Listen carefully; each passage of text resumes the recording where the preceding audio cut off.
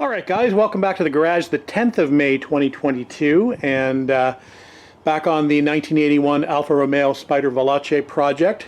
We last video took the old convertible top off the frame and painted up the bows and got everything ready and prepped for the new top to go back on. We're just letting the bows dry for another day at least before we go ahead and put that new top on. We don't want to have any issues with the glue sticking to fresh paint, so we'll let that cure for another day before we go ahead and work with the new top. In the meantime, we're going to play around with the new carpet that we got for the car, so let's have a look at that. All right, for those of you who are just joining the project, you may have not know that we removed the old carpeting from the car previously, as it was pretty faded, and you can see a sample of that here. This is the rear deck panel, and you can see how non-faded it is in the areas that was protected from the sun versus the areas that are pretty heavily faded where it was in full sun. So these carpets that we've got are saddle colored. They are from a company called World Upholstery. It took about 8 weeks for them to be delivered to us here. They differ significantly from the original carpets as far as the style. And what I mean by that is the original carpets were a molded design, so it pretty much had one main carpet here in the, let's say the front 3/4 of the car was a molded one-piece carpet. Then it had the deck section back here and basically a carpet curtain, I'm going to call it, along the rear section of the car. So primarily though, one molded piece made up the whole set for the interior of this car. Now, the main difference comes in the new set that molded one piece is not an option, so they send you multiple pieces and you need to figure out where those multiple pieces go. There are no directions at all as to how to put these in the car, so we'll have to actually muddle through it and figure out where each of these individual carpets go. I think there is about, I'm going to just guess, 16 individual pieces, but we're just about to unpack the box. As mentioned, here is the new color of the carpet they were going with. I think it's fairly close to the original color of the car. This is called Saddle, and if you look at the original color versus the new color, I think you can probably see that in the camera. They're fairly close. It's got the original sort of material as well, sort of that loop material, so that closely resembles the stock carpeting as well. Let's unpack the box a little further. All right, we have the carpet sections laid out, and I like it when it's obvious where the carpet piece goes. There is the rear carpet piece, and I've just got the old piece underneath it, protecting it from the ground. So we know that piece goes there. There are 16 pieces in total. So again, I know that this piece is for this rear shelf. This piece is for the foot of the rear shelf. This is Velcroed along this edge, and it matches with this Velcro edge. We've got floor mats for the left and right. I'm assuming this is for where the shifter goes, so we can sort of figure these pieces out.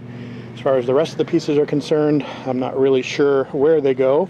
I would say this is going to be probably in the footwell on the driver's side. That's probably the piece down by the accelerator pedal. Keep that from being worn. So I should be able to figure it out. I'm also going to pull out the original carpet. I kept that as a reference, so we'll be able to lay these pieces in and actually figure where they go. Should be able to figure this one out with a little indent in it, sewn into it, so we'll be able to figure that out fairly easily as well. So that's what we're going to do now, is we're going to figure out where these pieces go. We'll probably mark them on the back side so it makes it a little bit easier when it comes to installation. And then what I think I'll do is I'll start working on this piece over here. As mentioned, will be the first piece I can work on. And we'll remove these stock slats from the underside of this metal and wood panel, and we'll transfer those to the new carpeting, or we'll put the new carpeting on this panel and transfer the new strips, or the old strips, onto the new carpet. Hopefully that makes sense. All right, we're going to start working on this rear deck piece, and we're going to remove these runners from the carpeting. They are just held on in the back with a bunch of nuts here, so you can see them here in the 4 different locations. We did make note, or we're going to make note, of where the front carpeting sort of lands, and it looks like it lands just below these depressions here in the metal backing plate. So when we put the new carpet on, we want to make the front edge run along the same lines as the current carpeting does. This does have a Velcro attachment. like the new carpeting does. So we're going to make sure that we make the new carpeting align exactly as per the stock carpeting. Hopefully that'll work out okay. So what we'll do now is we'll remove these slats from this carpeting, and then we'll remove the carpeting from the backing piece. All right, looks to be a 7mm socket is going to be your best bet. And make things easier, we've got it just on an impact here. We got our baggie standing by to bag up these little nuts and washers.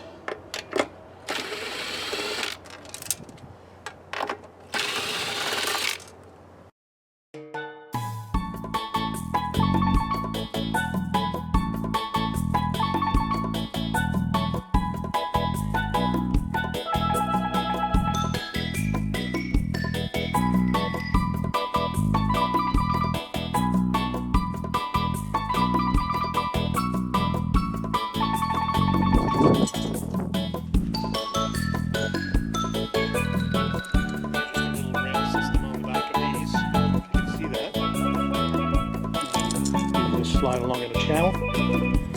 We'll get the opportunity to clean those up.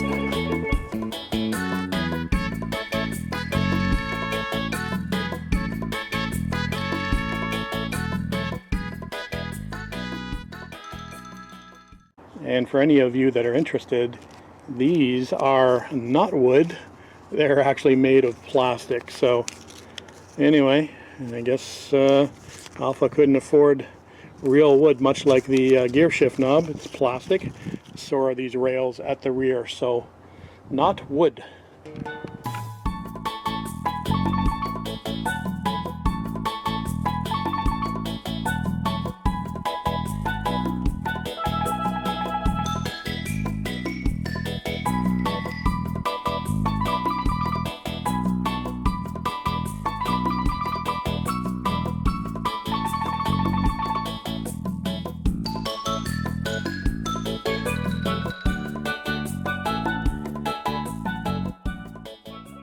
All right, just a quick look of that panel all cleaned up. So we've just wiped it down with some Windex to get all the dust and fingerprints and oil and 40 years of grime off of it. So, and we of course removed all of the staples from it. So we're now ready to move on to the next step, and that is to start overlaying the carpet and gluing that in place. So we'll see how that new carpet fits, and like I said, we'll start gluing it shortly. Again, keeping in mind that front line where we want to have that Velcro lay, so it picks up the bottom piece nicely once it's back in the car. All right, let's get that new carpet on. All right, here's what 40 years of sun can do to the carpet. So I just wanted to show you again the original color of the carpet underneath the slats versus the 40-year-old faded carpet. Quite a difference between when it was new and what it looks like now. But we'll fix that right up. All right, the carpet looks pretty good on the initial fitment. The line at the front is good, and you can see it lines up perfectly here with the edge of the hardboard on the corners. It's also got the cutout pockets here in the rear, so those will glue up nicely. So that looks like it's going to fit pretty well. So I'm happy with that, or first initial fit anyway. So we'll move on from there. It's promising. So there's a couple of different ways I could go about this. I could actually try to glue it around the perimeter and sort of smooth it out as I go along. Technically, I could actually glue the carpet to the base, although the original carpet was not glued to the base. It was only held down by those bolted on strips. So what I'm thinking of doing is actually doing the strips first and smoothing the center part out to make sure there are no ripples in this carpet. So we'll screw down the actual 4 runners before we actually do any of the exterior gluing. That way we'll know that the base is straight and flat and where we need it to be before we start gluing the exterior or the perimeters. Hopefully that makes sense. All right, we just used some binder clips to fasten the carpet where it needs to be. So that's looking pretty good. It looks good along the front as well as far as the alignment is concerned. Everything matches up on the edges. So I think what we'll do now is we're going to mark out the locations, and we'll do them one by one and stretch the carpet as we go. We'll mark out the locations for the slats. We'll do a little bit of work on the slats first. We're going to polish up those chrome bits, and we'll clean up the plastic bits a little bit. before we go ahead and affix those. So we'll go ahead and we'll do that now, and then we'll move on to the next step and lay them out on the carpet and find the appropriate holes and punch them through the carpet. All right, let's see what a little metal polish can do for these rails. I'm just going to be using some Autosol, so we'll give these a quick wipe down and see what they look like. There's the before, and hopefully you'll be able to tell the difference with the after. You might be able to see the difference between the two on the left and the two on the right. So I think it makes a big difference. Every little detail helps, in my opinion, so those definitely look better, and I'm happy that we're doing them. I know I've said it before, but I'm always amazed at how good the hardware is on this car. I mean, that looks brand new. Look at that. That's 40 years old. I know it's not been exposed to the elements, but rarely do you see such good hardware. I mean, look at the nuts and washers still with the cadmium coating on them as well. So yeah, I just wanted to point that out, how lucky I am to be working on a car like this.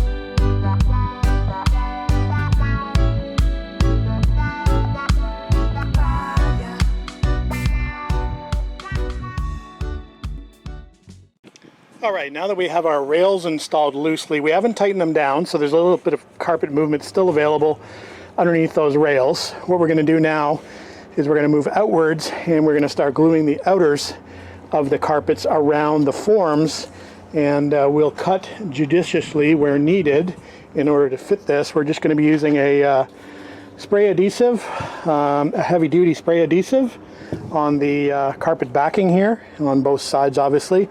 We'll let that set up before we stick it, and we'll probably end up using these binder clips to help adhere it temporarily until it sets up. So that's what we're going to do now. Remember, there's still going to be some stretch available going forward, for example. So this is Velcro, remember? This will attach to the bottom section, so that's going to pull a little tighter along the front here, and we'll make this nice and tight along the back, or as tight as we can, and up here on the corners as well. So that's looking pretty good so far. I'm happy with that.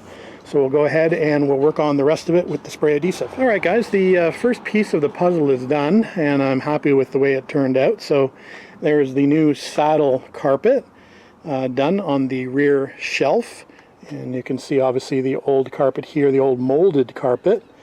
And I think we did a pretty good job of getting it to adhere to those corners in the rear. And we have the little cutout here section which goes against my OCD.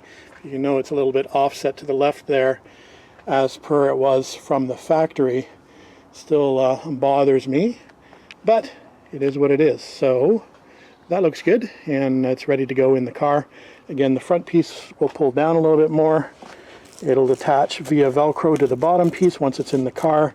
This little wrinkle here in the rear will probably work out. It's got a little dip there in the mason board, and it needs the structure of the car to hold that up. So that'll look better once it's in the car. But I think it looks pretty darn good at the moment anyway. Anyway, on to the next pieces. All right, guys, welcome back to the garage. It's Tush coming at you. We've put a new convertible top on the car. We put new tires on the car. We have the seats upholstered and ready to go. We started working on the carpeting project a few days ago while we were waiting for the bows to dry after being painted prior to the convertible top installation. So you'll see that little bit of video tagged on before this segment of video. We're continuing on now with the back carpeting for the car, and I've got the two pieces laid out here on top of my TR250, just trying to figure out how it should go back in. And of course you can see the old carpeting here with the rubber backing, the molded carpet. You can see it's been molded around a couple of areas here, for example, and it's got a rail system that tucks inside of a flap, and looks like it was actually adhesived in there or glued in there, or looks like two-sided tape almost, just to hold the strip in place. So there are three pieces to this channel or strip or whatever you want to call it. Obviously this is for the other side, and that's how they get laid in there basically. So what I'm trying to do is I'm trying to figure out where this rail goes or where it's going to go within the new carpet set. So that's what I'm doing now. I'm just trying to lay things out before I start gluing inside this fabric. I think I probably have some two-sided tape hanging around somewhere. I'll probably try to find that. Actually, I can see it right there. I think it's the Gorilla Tape that I have sort of laying around, so it's always good to have stuff left over from previous projects. So we'll use that two-sided tape to stick in the rails here, or the structure, into the new top before we proceed and start poking holes. Alright, here's what I've decided to do. I'm trying to utilize the same holes that are drilled in the car already. So that's why I'm attempting to put the rails or the stiffener pieces on the back of the carpet in the same location as they were before. So all I've done is I've back-to-back the two pieces of material, the old back carpet and the new back carpet, and I've located the holes where these plates go. I've just punched through the vinyl on the inside flap of that new piece of carpet, so we'll be able to locate this piece by lining it up once we remove the top piece.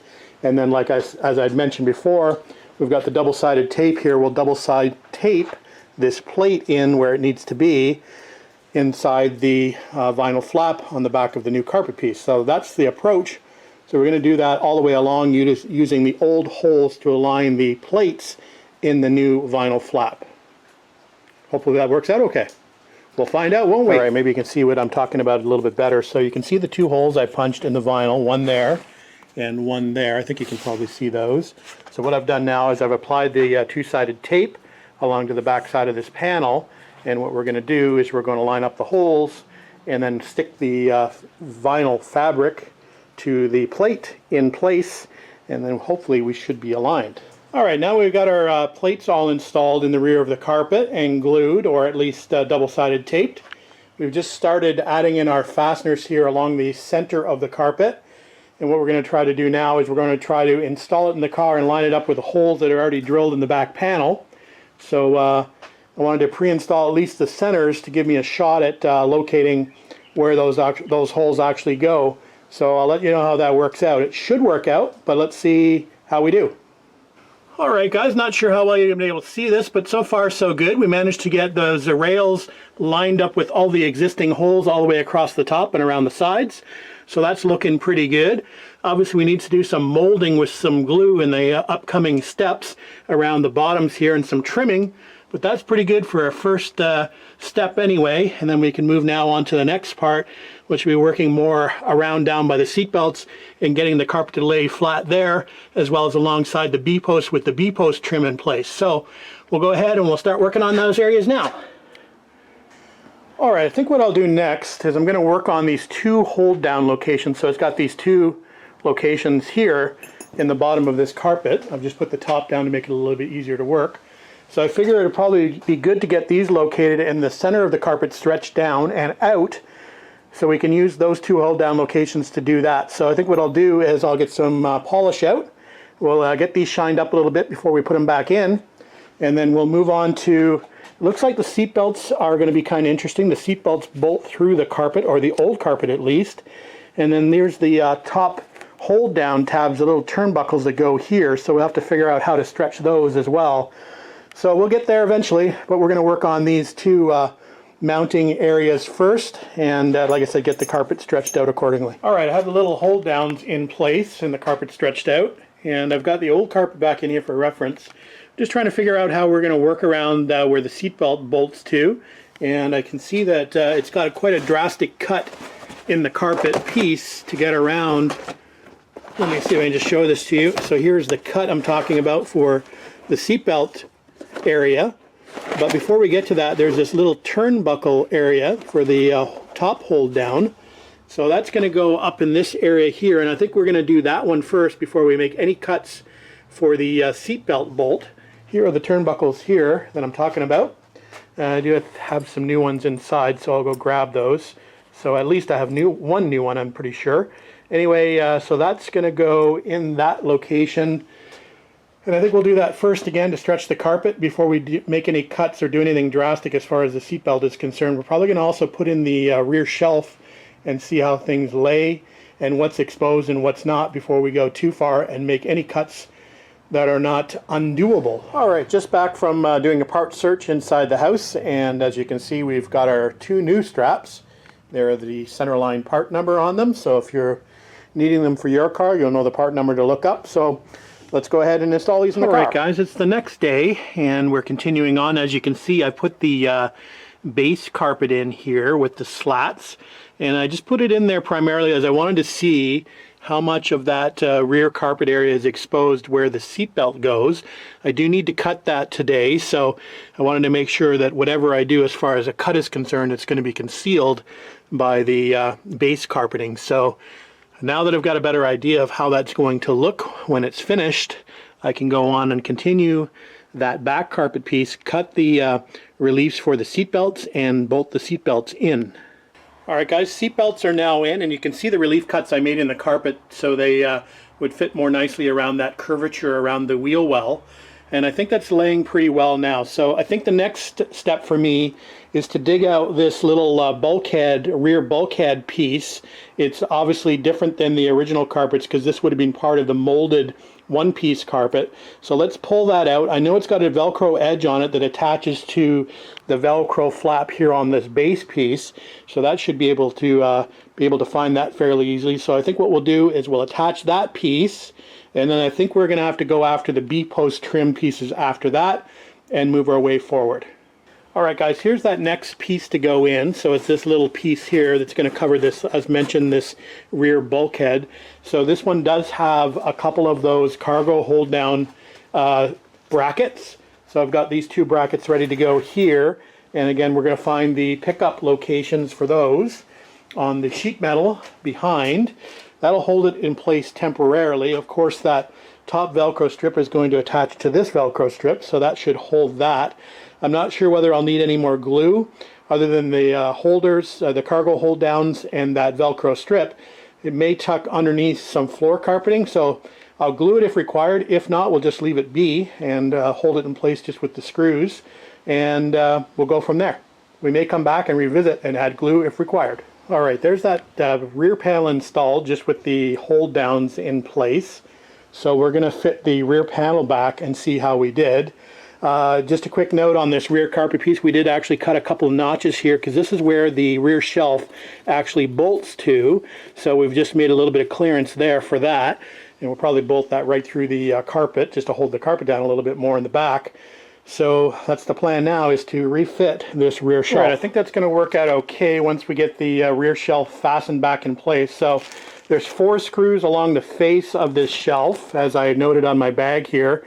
4 on the face, and then there's 2 at the rear. So we'll have to locate the rear holes and do the 4 up on the face. So we'll do the 4 on the face first. That should help us locate the rear holes once the 4 are done up along the face. So we'll go ahead and we'll do that now. Alright, we've got that rear shelf now bolted down in place, the 2 locations at the rear and 4 across the front. And we've got that Velcroed all the way across the front now, tucked down nicely. I think we're looking pretty good as far as wrinkles are concerned. You're going to get a little bit of undulation back here because the backboard is actually not flat. There's actually ribs in it, so the carpet sort of lays over the ribs a little bit. So that's about as good as I can get it. I think it looks pretty good personally. So for obviously a non-molded carpet. So the next thing I'm going to have to do, I thought I might be able to do the B-post next, the B-post trim, which I have sitting over there. But it looks like I need to do these sill carpets first because the B-post trim are going to sit on top of the sill carpets. So we need to figure out what pieces go along here and do those next. So let me go through the carpet box again. I wish these things were labeled. It's a bit of a jigsaw puzzle, but we'll figure out what goes here and move on to the next step.